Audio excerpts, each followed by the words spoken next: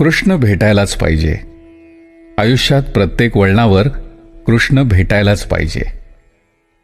मनातलं बोलायला, लिहिलेलं वाचायला, रेखाटलेलं दाखवायला आणि कधी गायलेलं ऐकवायला हक्काचा सवंगडी पाहिजे. आणि म्हणूनच प्रत्येकाला एक कृष्ण तरी भेटायलाच पाहिजे. मुळात नात्यांच्या पलीकडचे भावबंध जोडणारा एक हक्काचा सवंगडी पाहिजे. लहानपणापासून जपलेल्या अनेक नात्यांचीही वय वाढत असतात. त्या नात्यांचे काळाप्रमाणे अर्थ बदलत असतात. तसंच ते पूर्वीचं निर्व्याज अबोध असं नातं पुन्हा जमायला पाहिजे. आणि याकरताच आयुष्यात कृष्ण भेटायलाच पाहिजे.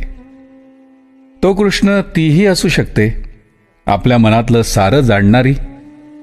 कधीही आपलं खोलवर मन रीत करता आलं पाहिजे असा हक्काचा, विश्वासाचा कृष्ण भेटलाच पाहिजे.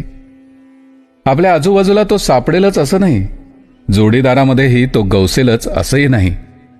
कुणीतरी जवळचं कृष्ण असण्याची भावनाही उर्मी देणारी पाहिजे. मात्र कधी मनाचा पेंद्या होता कामा नये. सुंदर विचारांची रम्य मुरली छेडणारा तो असायला पाहिजे. आयुष्यात प्रत्येकाला कृष्ण भेटलाच पाहिजे. खरंच त्या मुरलीधराकडे मुरली होती का? की अनेकांच्या मनामध्ये रुंजणारी त्याची ती आश्वस्त मैत्री होती?